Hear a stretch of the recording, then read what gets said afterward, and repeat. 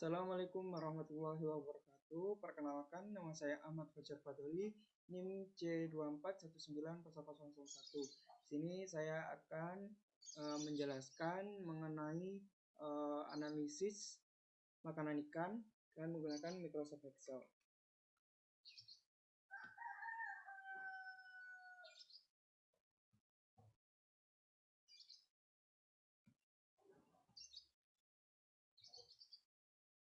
Oke, yang pertama kita menyesuaikan dulu nama dari organismenya. Caranya dengan rumus if match ini, if match, kemudian organismenya ini, kemudian blok semua data organismenya, kemudian pilih 0 ini dan sesuai. Kalau jika sesuai, jika tidak sesuai nanti akan muncul NA. Jika NA seperti itu, maka dicari dengan Ctrl F seperti ini. Untuk nama yang tidak sesuai kita masukkan ke find words, dan untuk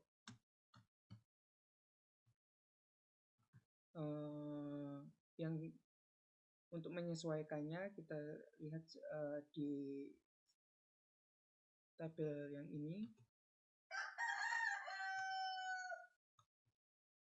Kemudian di copy paste di replace with ini dan replace all, dan ini sudah saya sesuaikan. Kemudian mencari nama unik.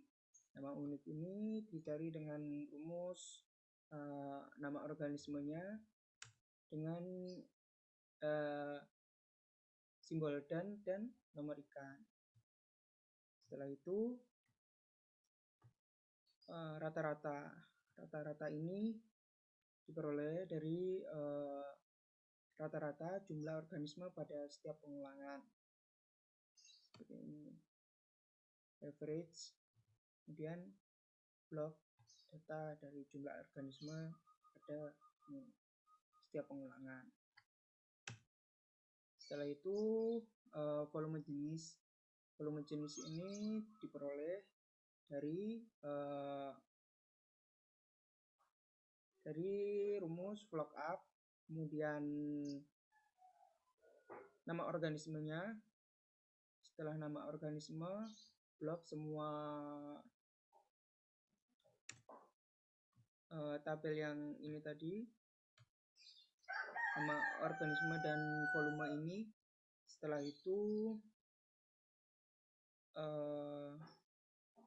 pilih nomor 2 karena kolom indeksnya itu volume, jadi dipilih 2 seperti itu. Kemudian volume rata-ratanya tinggal mengalihkan saja rata-rata dengan volume jenis.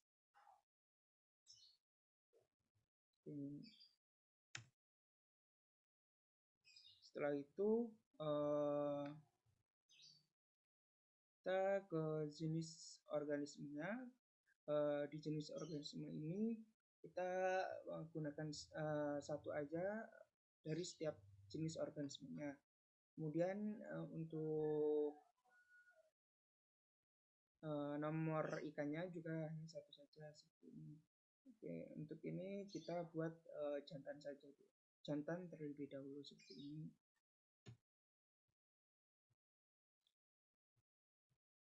Kemudian setelah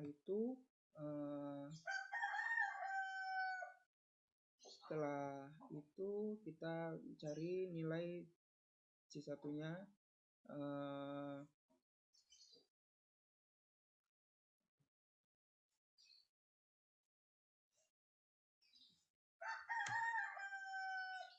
Ini rumusnya adalah if error, kemudian lookup, nama dari organismenya, kemudian kolomnya, dan kita blok mulai dari nama organisme sampai ke rata-rata. Kemudian pilih 5 karena yang diambil itu adalah rata-ratanya. Kemudian blok ke bawah aja sampai semua seperti ini.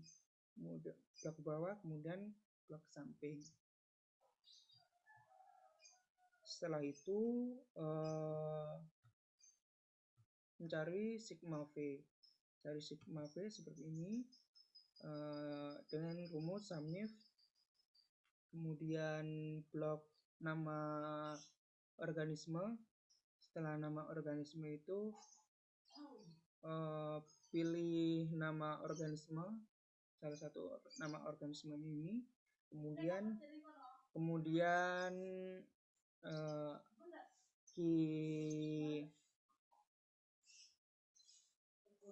key-nya itu apa? Kemudian itu SUMIF dari volume rata-rata. Maka didapatkan seperti ini. Setelah itu, setelah didapatkan nilai sigma V-nya, kita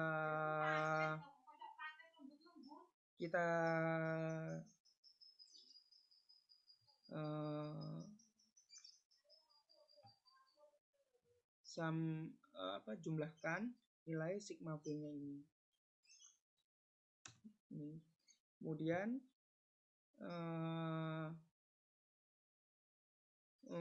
kita cari VI-nya. VI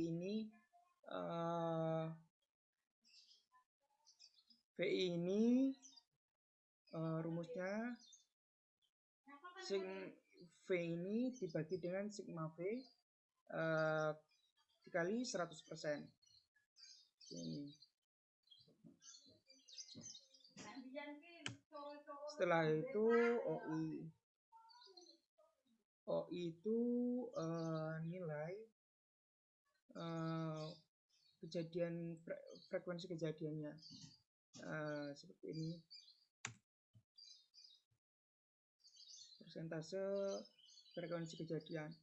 Jadi bisa dicari dengan rumus konta, terus blok semua datanya yang seperti ini, kemudian dikurangi count blank untuk kolom yang kosong ini.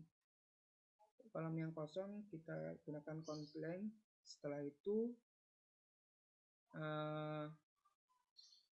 dibagi dengan jumlah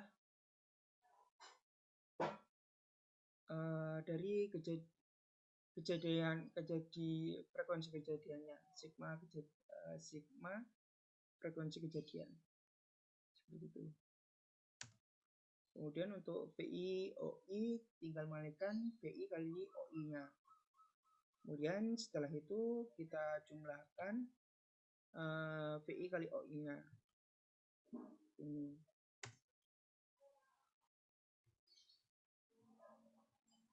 Untuk nilai IP-nya itu adalah VIOI dari organisme, kemudian dibagi dengan sigma VIOI dikalikan dengan 100. Jadi seperti ini.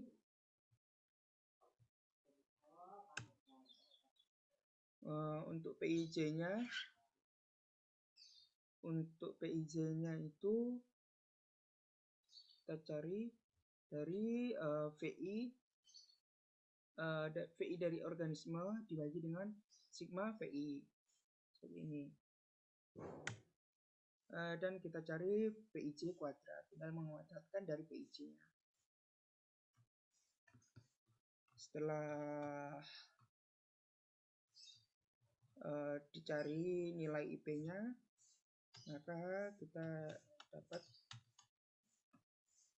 mendapatkan seperti ini nilai indeks propenderance-nya seperti ini. Kemudian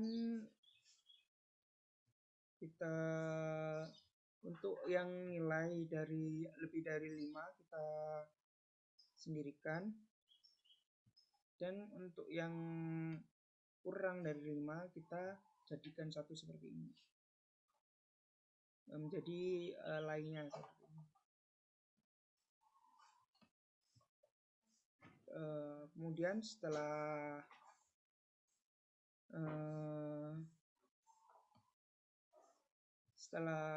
membuat indeks preponderance, kita buat diagram seperti ini, diagram lingkaran seperti ini. Setelah itu caranya dengan insert, pilih tie chart.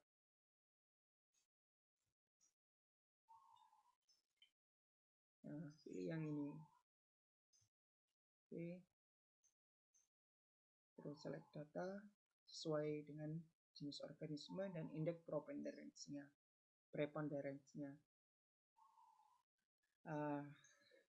Kemudian kita interpretasikan seperti ini. Berdasarkan grafik di atas dapat diketahui bahwa makanan utama dari ikan X adalah Rhizolescenia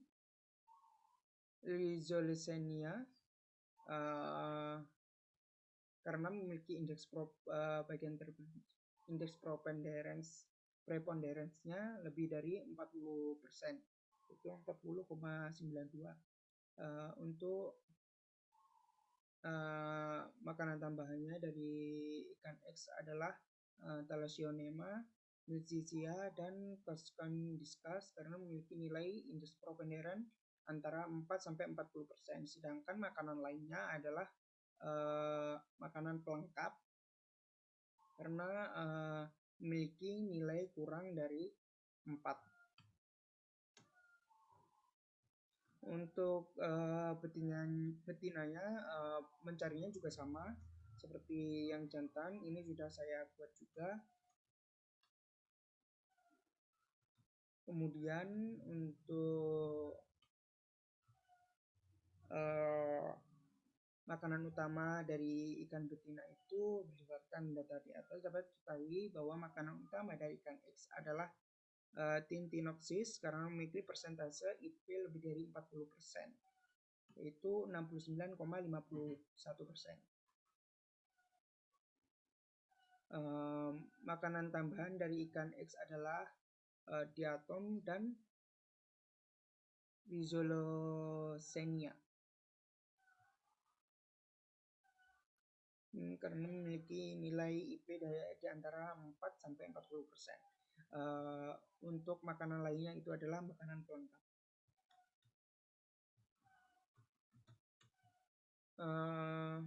Kemudian kita cari indeks relung dari relung makanan, luas relung dari ikan. Kemudian caranya dengan cara PI itu rumusnya sama dengan I per sigma PIJ kuadrat. Jadi seperti ini. Sigma PIJ kuadrat untuk PA-nya itu sama dengan nilai PI dikurangi 1, kemudian jumlah organisme makanannya dikurangi 1. Kita didapatkan 0,454185 dan 0,2208 untuk betinanya. Kemudian kita interpretasikan berdasarkan nilai PA yang diperoleh mendekati 0, dapat disimpulkan bahwa dari ikan jantan ataupun betina cenderung bersifat selektif, pilih-pilih terhadap makanan yang akan dimakan. Seperti itu. Setelah itu kita ke tumpang tindih. Untuk tumpang tindih kita menggunakan nilai PIB dan PIJ dan PIB kuadrat dan PIJ kuadrat. Kemudian untuk PIJ kali, kita cari terlebih dahulu PIJ kali PIB-nya. Tinggal mengalihkan saja PIJ dan PIB-nya. Kemudian dijumlahkan ini. Kemudian untuk CH-nya itu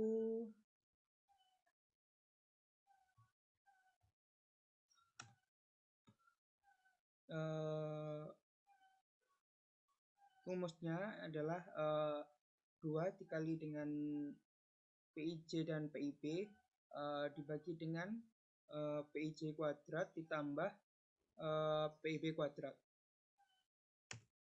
Setelah itu kita interpretasikan berdasarkan hasil yang diperoleh nilai tumpang tindih mendekati 0 atau relatif rendah, artinya pada suatu populasi ikan terdapat jenis makanan yang berbeda-beda. Hal ini dapat meminimalisir adanya persaingan. Kemudian untuk hubungan volume dan panjang tubuh.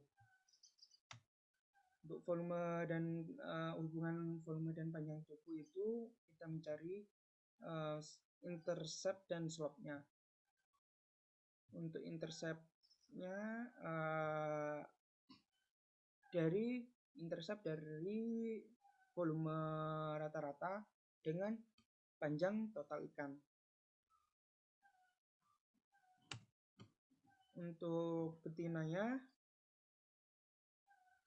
juga sama, volume dari intercept dari volume rata-rata ikan betina dan panjang total ikan betina. Itu untuk nilai totalnya sama saja, rumusnya sama dengan intercept dari volume rata-rata total dengan volume panjang total dari semua ikan. Kemudian untuk slope-nya,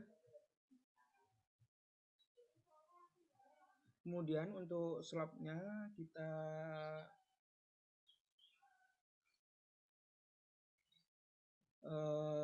cari seperti ini. Slope dari volume rata-rata dan panjang ikan.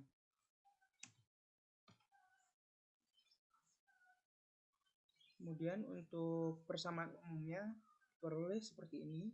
Nilai dari A plus minus dari B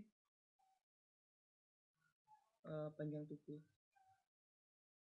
Kemudian R kuadratnya seperti ini, 0,91%.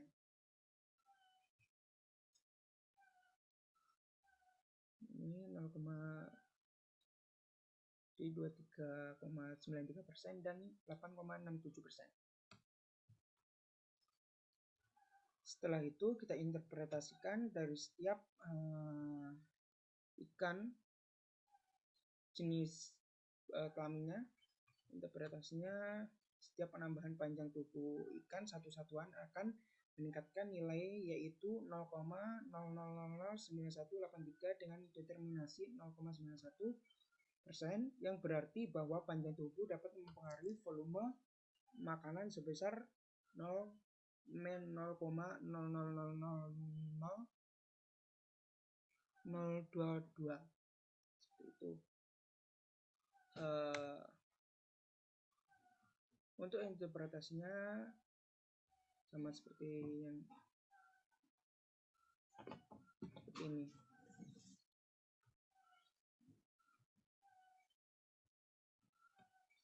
Kemudian kita cari panjang usus relatif. Untuk mencari panjang usus relatif seperti ini, untuk mengetahui apakah ikan tersebut ikan karnivora atau ikan omnivora atau ikan herbivora. Panjang usus relatif itu dapat dicari dengan dengan rumus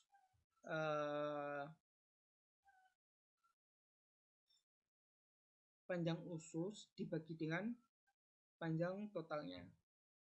Ini.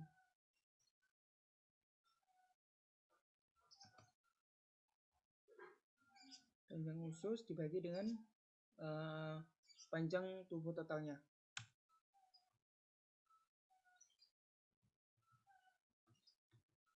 Kemudian untuk mengetahui rata-ratanya kita dengan rumus average.